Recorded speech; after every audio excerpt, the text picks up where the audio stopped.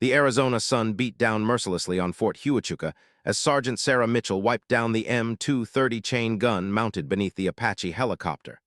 Sweat dripped from her forehead, mixing with the dust that seemed to cover everything on the base. It was 2019, and she had been assigned to maintenance support for the flight squadron for exactly 3 months. 3 months of work that nobody noticed and nobody cared about. Sarah had joined the Army 10 years ago with big dreams. She was going to be a pilot. She had the grades, the aptitude, the determination. But somewhere along the way, the doors had closed. A persistent back injury that flared up unpredictably. A commanding officer who didn't believe women belonged in combat aviation. A series of bureaucratic denials that left her stuck in support roles, watching other people, many of them less qualified than she was, get their wings. Now, at 32 years old, she found herself cleaning helicopters instead of flying them. Her hands, which had once helped her qualify as an excellent pilot candidate, now spent their days scrubbing rust and grease off military equipment. The irony wasn't lost on her. Nothing was lost on Sarah anymore. She had learned to notice everything, to see the world clearly without the rose-tinted glasses of youth and hope. "Hey, Mitchell, you almost done with that bird?" called out Lieutenant Colonel Henderson, the squadron commander, as he walked past with a visiting dignitary, a congressman from Texas. "We're showing our distinguished guest around the flight line." Sarah didn't even look up from her work. "Should be finished within the hour, sir." "Good, good," Henderson said, his tone suggesting he had already forgotten she existed before he even finished speaking. She watched them walk toward the hangar. The congressman, a man in an expensive suit with a name she would never remember, didn't spare a glance at her. Why would he? She was just part of the machinery of the base, like the equipment she maintained. She was 32, wearing sweat-stained army fatigues with dirt under her fingernails and a permanent squint from years of working in the sun. She was invisible. This invisibility had become Sarah's constant companion. In the mess hall, soldiers walked past her as if she weren't there. In the equipment rooms, the younger guys snickered about the old maintenance lady when they thought she couldn't hear them. Even her own captain seemed surprised whenever Sarah raised her hand during briefings, as if she had suddenly materialized out of thin air. But Sarah had learned something in these 10 years that most people never understand. Invisibility is freedom. When you're not being watched, you can watch everything. When people don't expect anything from you, you can exceed their lowest expectations simply by doing your job well.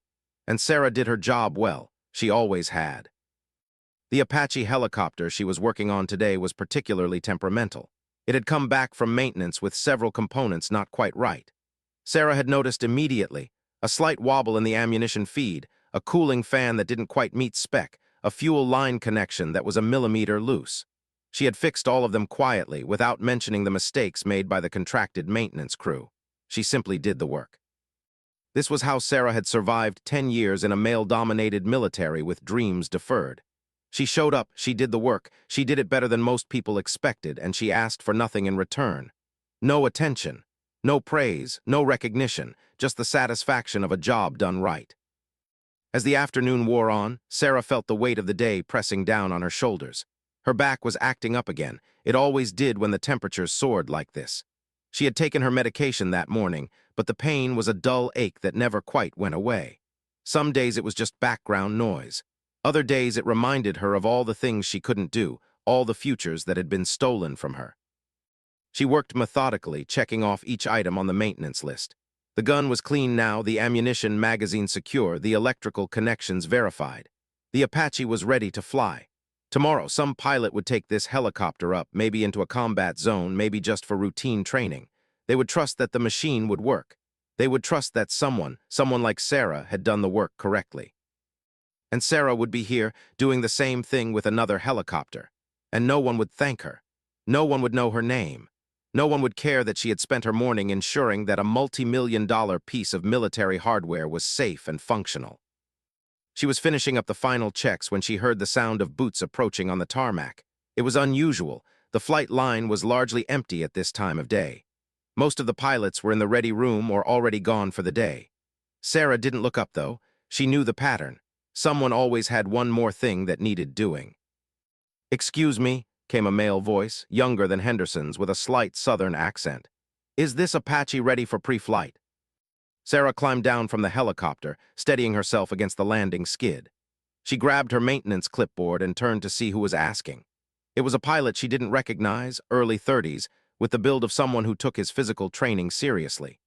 He wore a flight suit with a name taped that read Cooper and aviator sunglasses, even though he was now standing in the shade of the helicopter's fuselage.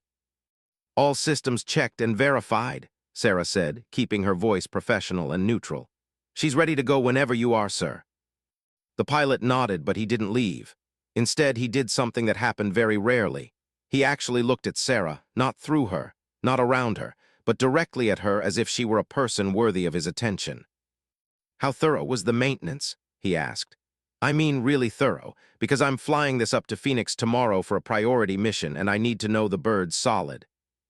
Sarah felt something shift inside her, a small flutter of recognition that someone had actually asked her professional opinion. It was such a small thing, but it mattered. "I did it myself," she said simply. "Every component, twice on anything critical, it's solid, I'd fly it." There was a beat of silence. The pilot studied her face for a long moment, and Sarah saw something flicker across his expression, something like understanding, or maybe just genuine appreciation. "Thank you," he said, and he sounded like he meant it. "That means a lot." Then he turned to walk away, back toward the hangar, but after just a few steps, he stopped. He turned back around slowly, his jaw suddenly tight. "Sergeant," he called out, "where did you get that patch on your gear?" Sarah looked down at her left shoulder at the small embroidered patch partially hidden beneath her equipment vest. It was faded now, barely visible beneath the dust and grime of the day. A small helicopter, black against a field of blue. The pilot's wings, the symbol of someone who had earned the right to fly. Her hands went cold. "That's," the pilot said, walking back toward her, his voice tight with something she couldn't identify. "That's an Apache pilot's insignia." Sarah's heart began to beat faster. She had worn that patch under her gear for 3 years, ever since her medical waiver had finally been approved. She had never told anyone. There seemed no point. The waiver had been for light duty only, for support roles. The dream of actually flying again had died long ago, and she had learned not to resurrect it. "Yes, sir," she said quietly. The pilot's hands clenched at his sides. She could see his jaw working, as if he was processing something difficult. "You're a qualified pilot," he said. It wasn't a question. "Was," Sarah corrected, keeping her voice steady. "Wasn't able to continue active flying, back injury. I got qualified on the Apache 6 years ago, but the injury kept getting worse. Medical eventually cleared me for maintenance support only." She watched as the pilot's face cycled through several emotions. Confusion, anger, disbelief, and then something darker. Something that looked a lot like recognition of an injustice. "What's your name, Sergeant?" he asked. The pilot nodded slowly, as if committing her name to memory. He looked back toward the flight line, toward the hangar where Henderson and the congressman had gone, and his expression hardened into something Sarah had rarely seen on a military base. It was the look of someone who had just figured out that the system was broken, and he was going to do something about it. "Thank you for this helicopter, Sergeant Mitchell," he said finally. "And thank you for your service, real service, not the kind everyone can see." He walked back to the hangar and Sarah stood alone on the tarmac, her heart still racing. She didn't know what had just happened, but she knew that something had shifted, something important, something that couldn't be unshifted. As she packed up her tools and headed back to the maintenance shed, Sarah didn't allow herself to hope. Hope was a luxury she had surrendered long ago. But for the first time in 3 years, something deep inside her, something she thought had died, flickered back to life, small and fragile as a candle flame. Captain Daniel Cooper didn't sleep well that night. He kept thinking about Sergeant Sarah Mitchell, about that faded pilot's patch, about the casual way she had accepted her invisibility, about the clear evidence of a system that had made her disappear. By morning, he had made a decision. He pulled rank and accessed the personnel files he technically wasn't supposed to be looking at. What he found infuriated him. Sergeant First Class Sarah Mitchell joined the Army at 22, top of her class at flight school, qualified on multiple aircraft, including the Apache. Medical waiver for back injury approved 7 years ago, allowing for continued service in non-combat roles. Officially reassigned to maintenance support 3 years ago, where her file essentially ended. But that wasn't the whole story. Cooper dug deeper, requesting records from her previous assignments. What emerged was a pattern: stellar performance reviews, consistent recommendations for advancement, and then 3 years ago, a sudden and complete change. New commander, new assignment, new life as an invisible woman wiping down helicopters. That afternoon, Cooper made a phone call to someone he knew, a major in the Inspector General's office who owed him a favor. He explained what he had found. He didn't use Sarah's name, not yet, but he described the pattern, the timeline, the apparent waste of talent and qualification. This might be nothing, the major said cautiously. Could be medical reasons, could be staffing needs. It's not, Cooper said. I've met this person, they're sharp, they're capable, and someone made sure they disappeared. Over the next 2 weeks, Cooper found himself pulled into a quiet investigation that started small and grew exponentially. He wasn't officially part of it. He was just a captain who had raised concerns through the proper channels. But he had friends, and his friends had connections. And slowly, pieces started to come together. The big piece came from an archived email that a lieutenant in records management managed to recover. It was dated 3 years ago, from Colonel Henderson to the previous commander of the maintenance division. Henderson's language had been careful, bureaucratic, but the message was clear. He didn't want a female pilot in his flight squadron. The exact quote, recovered by an increasingly motivated records clerk, was, "That particular personnel would be better suited to support roles where her gender won't be a distraction to flight operations." Cooper felt something cold settle into his chest. This wasn't incompetence or bureaucratic confusion. This was intentional discrimination, carefully disguised within the system, hidden behind the opacity of military administration, where paper trails could disappear, and decisions were made in rooms where no one was watching. He wanted to march into Henderson's office and confront him directly. But he was a captain, and Henderson was a lieutenant colonel. And more importantly, he needed to do this right. He needed to do this in a way that couldn't be dismissed, retaliated against, or covered up. So he contacted the major again, this time with the email, this time with a direct line to what looked like intentional discrimination based on sex. "This is serious," the major said quietly, reviewing the document. "This is exactly the kind of thing that gets people removed from command, but you understand if we move on this, it's going to explode. There will be investigations, interviews, probably an IG complaint. It won't be quiet or easy. Sergeant Mitchell, she's going to be in the middle of it. Are you certain she wants that?" Cooper hadn't thought of that. He had been so focused on the injustice that he hadn't considered what it might mean for Sarah to have her injury, her struggles, her invisible years, suddenly dragged out into the light. He would need to ask her. He would need to make sure this was something she wanted. The problem was, he didn't have a good excuse to seek her out without raising questions. He couldn't just walk over to the maintenance shed and start asking about her career. That would get back to Henderson, and Henderson would know something was up. So Cooper made a decision that was technically against regulation. He requested routine maintenance on his Apache, claiming a minor electrical issue that had been bothering him, and he specifically requested that Sarah oversee the work. Sarah was suspicious the moment she saw the request. Pilots didn't specifically request maintenance people. That wasn't how the system worked. She mentioned it to Martinez, one of the other maintenance techs, and Martinez just shrugged.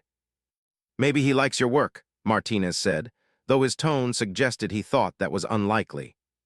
But when Captain Cooper showed up at the hangar that afternoon and asked to speak with Sergeant Mitchell privately, Sarah understood that something was happening, something beyond routine maintenance. They walked to the far end of the flight line, away from other people. Cooper checked to make sure they were alone before he spoke. "I know this is inappropriate," he said quietly, "and if you want me to leave, I will. But I need to tell you something, and I need to know what you want to do about it." He told her everything. The email, the pattern in her file, the investigation that was quietly getting underway. He explained it carefully, giving her all the information, all the choices. Sarah felt something inside her fracture. For 10 years, she had built walls around herself, protected herself with the armor of invisibility. She had learned not to be angry about the injustice because anger required hope, and hope had been too dangerous. But now, hearing it all laid out, the deliberate nature of the decision, the way she had been quietly shelved, the anger came roaring back. "Why are you telling me this?" she asked, her voice shaking slightly. "Why does it matter to you?" "Because it's wrong," Cooper said simply. "And because you deserve better. And because if we don't do something, it happens to the next woman and the one after that. The system only changes if people push back." Sarah looked out across the flight line at the helicopters sitting in perfect rows, waiting for pilots to take them up. She thought about all the flights she had missed, all the missions she could have flown, all the years of invisibility she had accepted as the price of just surviving. "What would I have to do?" she asked. "File a formal complaint with the Inspector General," Cooper said. "It would be official. There would be interviews and investigation. Your name would be part of the record. Henderson would know. People would know." Sarah closed her eyes. She thought about becoming visible, about dragging her private struggles and medical details and disappointments into the light, about the people who would say she was being difficult, that she was a problem, that this was just how the military worked and she needed to accept it. But she also thought about Martinez and the other maintenance techs. She thought about the younger women coming up through the ranks who would see what happened to her and learn that there was no point in trying. She thought about the possibility that things could actually change. "Do it," she said. Cooper nodded, and Sarah could see the relief on his face. "Thank you," he said. "I know this isn't easy." "No," Sarah agreed. "It's not, but you're right. If we don't push back, nothing changes." Over the next week, Sarah filed her formal complaint. The military machinery, once set in motion, ground forward inexorably. Investigators began asking questions. Files were reviewed. Henderson's email was discovered officially, entered into the record as evidence. By the end of the week, Colonel Henderson had been removed from his command pending investigation. The lieutenant colonel who had made one woman disappear through a single dismissive email, who had used bureaucracy as a weapon against qualified personnel, was suddenly the subject of a formal inquiry. Sarah was no longer invisible. She was evidence. She was a problem that the military establishment had to deal with. The days following the official investigation were harder than Sarah had anticipated. It wasn't that people were openly hostile toward her.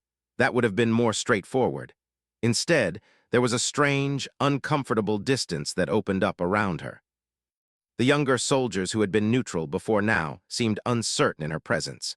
The maintenance crew, who had largely ignored her, suddenly either went out of their way to be friendly or went out of their way to avoid her. Lunch in the mess hall became an exercise in finding a table where she didn't obviously don't belong. The worst part was the silence from the people she might have expected to support her. Henderson was gone from the base pending investigation, but his presence lingered like a ghost. Officers who had been friendly to him, and many had been, suddenly avoided Sarah's eyes. There was an implicit message in that avoidance. She was the one who had caused trouble. She was the one who had rocked the boat. Captain Cooper remained professional and supportive, but he had his own battles. Being the person who had initiated the complaint, even indirectly, had made him unpopular with certain segments of the officer corps. Sarah overheard two majors discussing him in the hallway one morning, their language sharp with disapproval. "Acting like he's some kind of hero," one of them said. "Always sticking his nose in where it doesn't belong." Sarah realized with growing clarity that she had created problems for herself and for Cooper, and that this might not end well. The investigation was formal and official, but the military also had unofficial ways of handling people who made trouble. Promotions got delayed. Good assignments went to other people. Career paths got subtly, almost invisibly, redirected. 3 weeks into the investigation, Sarah was called in to give a formal statement to the Inspector General's office. She sat in a small, sterile room across from a major and a civilian investigator, and she told them everything. About her qualifications, about her medical waiver, about the sudden transfer to maintenance, about the invisible years. "Are you aware that this complaint could result in serious consequences for your career?" the civilian investigator asked carefully. Sarah almost laughed at that. "My career's already over," she said. "It ended 3 years ago when someone decided my gender was a distraction. This is just making it official." The next day, she received a message that she was being transferred. Not demoted, technically. That would look too much like retaliation, and the investigators were still watching. But transferred to a smaller base 3 hours away, to a position that was technically a lateral move but was, in reality, a move to the margins. She had 2 weeks to report to her new assignment. Sarah sat in her small apartment in Sierra Vista and stared at the transfer papers. She thought about refusing it, about staying and fighting through the official process. But she also knew that she had already won the battle that mattered. The email was in the record. The investigation was ongoing. Henderson was already removed from command, and the military establishment was scrambling to figure out how to handle the situation without looking like they condoned discrimination. Her personal sacrifice, moving to a new base, starting over again, continuing to be invisible just in a new location, was a small price for that. But it hurt more than she had expected it to. She called Captain Cooper and told him about the transfer. "That's retaliation," he said immediately, his voice tight with anger. "I can file a separate complaint about the transfer." "Don't," Sarah said. "It's done. And honestly, Cooper, I'm tired. I'm tired of fighting. Let me just go. Let me settle into this new place and try to move forward." "You shouldn't have to move forward," he said. "You should be able to stay and fly again. That's what this was supposed to be about." Sarah smiled sadly at that, even though he couldn't see it. "I was never going to fly again," she said quietly. "Not seriously, not with my back. That dream was already dead. This was always just about justice, about making sure someone couldn't do this to the next person. And we did that. The system saw what was wrong. It might be slow about fixing it, but it saw." Cooper was quiet for a long moment. "I'm sorry," he said finally. "I got you into this and I'm sorry." "Don't be sorry," Sarah said. "You gave me something I didn't think I'd ever have again. You gave me dignity. You made me visible, even if visibility came with a cost." 2 weeks later, Sarah packed her car with the few possessions that mattered to her. She said goodbye to the base where she had spent the last 3 years in the margins. She didn't expect any kind of farewell gathering, and there wasn't one. But as she was driving out through the gate, Captain Cooper was standing there, waiting for her. He saluted as she drove past. It was a small gesture, but it meant everything. Someone was acknowledging what she had done. Someone was saying that she was more than invisible. Sarah returned the salute and drove toward her new assignment, toward her new life. The base she was being transferred to, Fort Grant, a smaller facility upstate, was, as she had suspected, quieter and less prestigious. The maintenance division was smaller, more laid back. Her new commander, Major Patricia Torres, was a woman. That was unusual enough to be noteworthy. On Sarah's first day, Torres pulled her aside. "I know about the investigation at Fort Huachuca," Torres said without preamble. "I know why you're here, and I want you to understand that you're not being hidden or punished on my base. You're here because I requested you specifically." Sarah felt something shift inside her. "You requested me." "Your file is excellent," Torres said. "Your maintenance work is thorough and reliable, and I have a feeling that having someone on my team who's willing to stand up to systemic problems will be good for this unit. I also have a feeling you're going to want to continue flying, even if not on active missions. We have a simulator here. You're welcome to use it, if you want." Sarah found that she was trembling. "Why would you do that?" "Because I was passed over for promotion 3 times, Torres said simply. "Because I know what it's like to be invisible and to be treated like a problem for not accepting it. And because I believe that women who are qualified and capable deserve the chance to contribute fully to their service." For the first time in years, Sarah felt like someone actually understood. Not just intellectually, but actually understood what it was like to be on the wrong side of a system that was designed to keep you out. Over the following months, Sarah settled into her new life. She worked in the maintenance division, did thorough, careful work, and no one treated her with overt hostility or contempt. In her free time, she used the flight simulator that Torres had set up for her. Her back still bothered her. The injury was permanent, progressive, incurable. But in the simulator, that didn't matter. Her hands could still remember the movements, the instincts, the feel of controlling a helicopter through the air. She was still not flying helicopters for real. That door had closed permanently, but she was flying again in the way that was still possible for her. News arrived slowly from Fort Huachuca. The investigation into Henderson had concluded. He had been offered early retirement, which he had accepted. No court-martial, no public punishment, just a quiet removal and a pension. It was a disappointing ending to the investigation, but it was an ending that confirmed what Sarah had known all along. The system was designed to protect itself, not to punish the people who worked within it. But something had changed, even if subtly. The email was in the record. The pattern was documented. The next female pilot who came up through Fort Huachuca would have a better chance of being treated fairly because someone had made it official that discrimination was not acceptable.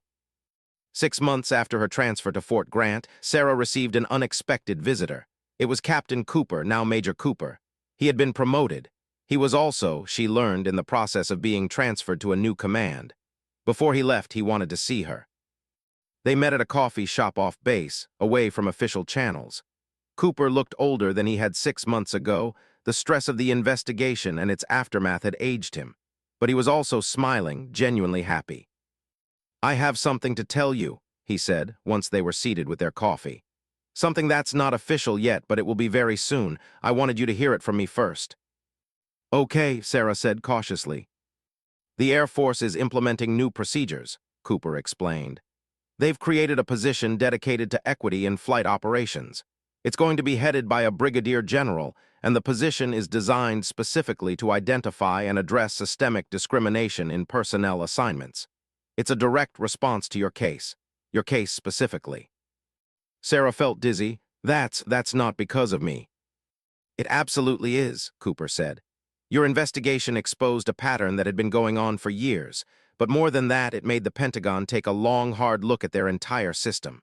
Turns out you weren't the only woman who had been quietly shelved because of her gender, not by a long shot. There are dozens of cases, hundreds probably. Your willingness to go public triggered an institutional review." He pulled out a folder and laid it on the table. Inside were copies of letters and official documents. At the top of the stack was a memo from the Department of Defense addressed to all flight operations commanders. The subject line read, "New Guidelines for Equity in Personnel Assignments and Non-Discrimination Protections." Sarah read through it slowly, her eyes moving across the words without quite processing them. It was dry military bureaucratic language, full of official jargon and procedural requirements. But underneath it all was something significant. A requirement for regular audits of personnel files, a mandate for transparency in assignment decisions, a clear statement that gender-based discrimination in flight operations was no longer acceptable and would be subject to serious consequences. "This is real?" she asked. "Very real," Cooper confirmed. "It goes into effect next month. It affects every flight squadron in the military. Every female pilot and aspiring pilot will have protections that didn't exist before. Every female maintenance worker, every female engineer, every woman in aviation will have a clearer path to advancement based on merit instead of someone's arbitrary decision about whether her gender is a distraction." Sarah set the memo down carefully. She thought about all the women who would benefit from this. Women she would never meet, whose lives would be changed because she had been angry enough and brave enough to say no to invisibility.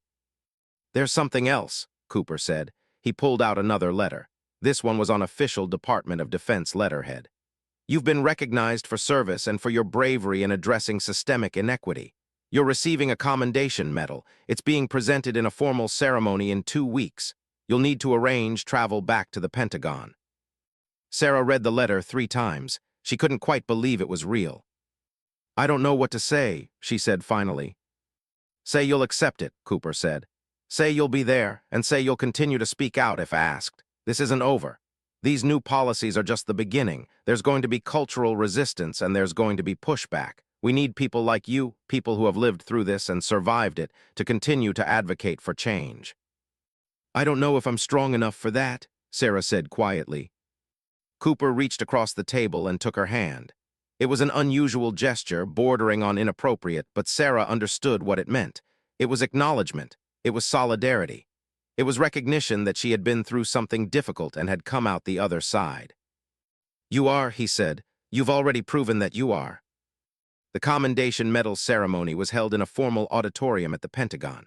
Sarah wore her dress uniform, which she hadn't put on in years. The medal was presented by a 2-star general who spoke about courage and standing up for what was right.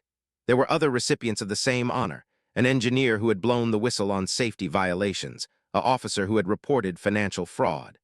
Sarah stood among them, hearing her story being told in public for the first time. The words were vague enough to protect privacy, but clear enough to communicate the essential truth. A woman had been discriminated against, she had reported it, and that report had led to systemic change. When it was over, Sarah stood outside the Pentagon in her dress uniform, holding the medal, and found that she was crying. Not from sadness, but from a relief so profound it was almost overwhelming. She had been seen. Officially, formally, publicly seen, not as a soldier but as a person, not as a problem but as someone who had done something that mattered. A camera crew had been recording the ceremony. The footage would be distributed through military channels and press outlets. For the first time in her life, Sarah's face and her story would be visible to thousands of people. She was no longer invisible. She also understood that this visibility came with a cost. She would be known as the woman who had pushed for change, the woman who had made trouble, the woman who had complained. Not everyone would see that as a positive thing. Her career would be marked by this moment. She would never escape being defined by it. But she could live with that. She could be marked and defined and remembered because at least she would be remembered. At least something she had done had mattered enough to change the system that had tried to erase her. A year later, Sarah had transitioned into a new role. Working with Major Tours, she had helped establish a program at Fort Grant designed to mentor female maintenance and aviation personnel. The program was small, just 12 participants, but it was growing. Sarah spent her days training younger women, teaching them not just how to maintain helicopters, but how to advocate for themselves, how to recognize discrimination, how to report it and survive the fallout. She was no longer invisible, but she was no longer a maintenance worker either. She was a mentor, a trainer, a representative of something larger than herself. Then came the day that everything crystallized into a moment of perfect, unexpected vindication. Sarah was in the middle of a training session when she received a call from the base commander's office. She was needed for a visitor. Nothing urgent, just a visitor. Sarah assumed it was another military official coming through for a routine tour, someone who wanted to see the new mentorship program that had gotten positive attention in military publications. She cleaned up from the training session and headed to the commander's office. What she found there made her stop cold. Lieutenant Colonel Henderson stood in the reception area, dressed in civilian clothes. He looked older, diminished somehow, as if the year away from military service had hollowed him out. Standing next to him was a woman Sarah didn't recognize, but who carried herself with the posture of someone used to authority. "Sergeant Mitchell," the base commander said, approaching Sarah with a formal expression. "This is Dr. Alina Grant. She's a civilian investigator for the Department of Defense, reviewing implementation of the new equity policies. Colonel Henderson has been brought in to observe the process and answer questions about his previous command decisions." The woman extended her hand. "Sergeant Mitchell, I've been reviewing your case file," she said. "I wanted to see firsthand what the program you've built here looks like, and I also wanted to have a conversation with Colonel Henderson about the decisions that led to Sergeant Mitchell's reassignment." Sarah felt a strange sensation, almost like watching an accident in slow motion. She was about to witness Henderson's history being examined, his decisions being questioned, his story being told differently than he had probably told it to himself. "Of course," Sarah said, shaking the woman's hand. Over the next 2 hours, Dr. Grant conducted an informal interview. She asked Sarah about her qualifications, her medical waiver, the transition to maintenance work. She asked her about the mentorship program. She asked her about the email that had been the centerpiece of the investigation. Then she turned to Henderson. "Colonel," she said calmly, "I've read the email you sent regarding Sergeant Mitchell's assignment. In it, you referenced that her gender would be a distraction to flight operations. I want to understand what you meant by that." Henderson shifted uncomfortably. "That was taken out of context," he said. "I was simply noting that the flight crews worked better with certain personnel combinations." "Personnel combinations based on gender?" Grant asked, her tone neutral but probing. "Based on what works operationally," Henderson said. "And you determined that a qualified pilot whose gender is female would not work operationally?" Grant asked. "I determined that our flight operations needed experienced personnel in the pilot rotation, and that Sergeant Mitchell's medical restrictions might make her a liability," Henderson said. "Sergeant Mitchell's medical waiver approved her for light duty," Grant said, reading from her file. "Light duty typically includes flight operations in non-combat circumstances, so your statement about liability appears inconsistent with her official medical clearance." Sarah watched as Henderson's face reddened. He was being trapped by his own logic, his own dismissive words, caught in the contradiction between what he claimed and what the official record showed. "I'm not trying to be a hero here, Sergeant Mitchell," Grant said, turning back to Sarah. "But I do want you to understand something. In looking through the records, I found that your performance evaluations improved significantly after your transfer away from Colonel Henderson's command. Major Tours has rated your work as exceptional. Your mentorship program has increased female participation in aviation support roles by 40% in 6 months. You've been instrumental in identifying and addressing systemic issues. The person Colonel Henderson believed would be a distraction has, in fact, been exactly what this branch of the military needed. Sarah felt something settle inside her. Not triumph exactly, but validation. She had known that she was capable, had believed it even when no one else did. But hearing it stated so clearly in front of Henderson, in front of the official record, in front of someone with authority and credibility, that was different. That was her competence being acknowledged in a way that couldn't be dismissed or explained away. "I appreciate that," Sarah said carefully. "There's more," Grant continued. She turned to face both Sarah and Henderson. "As a result of this case and similar cases, the Department of Defense is implementing additional procedures. Personnel who make discriminatory assignment decisions will face formal review and potential disciplinary action. That review is being retroactively applied to certain cases. Colonel Henderson's case is one of them." Henderson went pale. "What does that mean?" he asked. "It means that your retirement pension is being reviewed," Grant said. "And the determination is being made that your pension will be reduced by 15% as a result of substantiated misconduct in personnel management. Additionally, you will be unable to take on any consulting contracts with military-connected organizations for a period of 5 years." Sarah watched Henderson absorb this news. She had never wanted him to face serious punishment. She wasn't a cruel person. But she also understood that consequences had to exist, or nothing would change. "You can appeal the decision if you choose," Grant continued. "But I would encourage you to accept it. It's a relatively light penalty, given what the investigation found.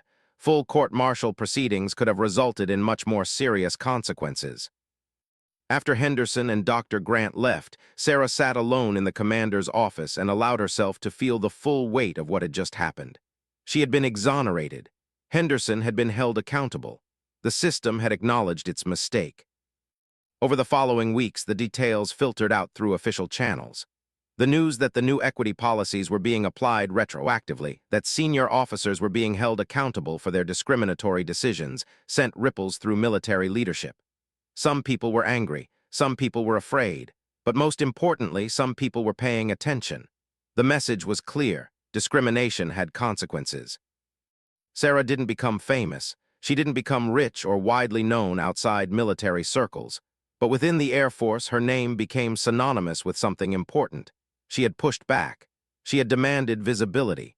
She had made the system account for its actions. 6 months later, Sarah was offered a promotion. Not to pilot, which was no longer a possibility for her and didn't matter anymore, but to chief warrant officer, a position that would acknowledge her expertise and give her official authority in training and personnel development. She accepted. On the day of her promotion ceremony, Sarah stood in dress uniform as the new rank insignia was pinned on her shoulder. Major Torres was there. Captain, now Colonel, Cooper was there, having arranged his schedule specifically to witness the moment. Younger female soldiers stood at attention, watching, seeing what was possible for women who didn't accept invisibility. That night, alone in her apartment, Sarah took out the old photograph she had kept hidden for years. It showed her as a young woman, freshly graduated from flight school, wearing her pilot wings with pride and hope, believing that the future was open and unlimited. She placed the photograph next to the medal that had been presented to her in Washington. 2 symbols of her service, decades apart, representing 2 different eras of her life. The young woman in the photo hadn't known what would happen. She hadn't known about the injury, the setbacks, the years of invisibility. If she had known, Sarah thought, would she have made different choices? Would she have protected herself? She didn't think so, because the journey, painful as it had been, had led her to this, to a position where she could help others, to a place where her experience mattered, where it could be used to change the system for the better. Sarah had never become a combat pilot. That dream had died, and she had learned to live with that loss. But she had become something else. She had become a catalyst for change. She had become a voice for the invisible. She had become someone whose existence, whose refusal to disappear, had made a tangible difference in the military institution that had tried to erase her. 3 years later, a new regulation came down from the Pentagon. All flight squadrons were required to have a diversity and inclusion officer, responsible for overseeing equipment allocation, personnel assignments, and promoting equitable treatment. Sarah was offered the position of director of that office for the Southwestern region. It meant another move, another change, but it also meant an opportunity to shape policy at a higher level. She accepted. On her last day at Fort Grant, Major Torres threw her a small going-away gathering. The women in the mentorship program presented her with a plaque that read, "To our mentor, who taught us that being invisible is a choice, not a sentence. Thank you for making us visible." Sarah held the plaque and thought about all the women who would come after her. Women who would have clearer paths, better protections, more opportunities than she had had. She thought about the young pilots who would walk into their squadrons without fear of being quietly removed. She thought about the maintenance workers who would be valued for their skills, not dismissed based on their gender. She had paid a price for her visibility. She had been transferred, isolated, and marked as a troublemaker. But in the ledger of her life, it was worth it, because she had changed something. She had pushed against the system and felt it shift slightly, and in that shift was the possibility of a better future. Sarah placed the medal and the plaque on her shelf, next to the old photograph of herself as a young pilot.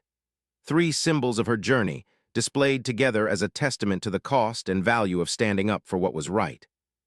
She was no longer the invisible woman wiping down helicopters. She was no longer hiding under her gear, keeping her pilot wings secret, accepting her erasure. She was Sarah Mitchell, and her story mattered. And she would spend the rest of her career making sure that the stories of other invisible women didn't end the same way hers had started.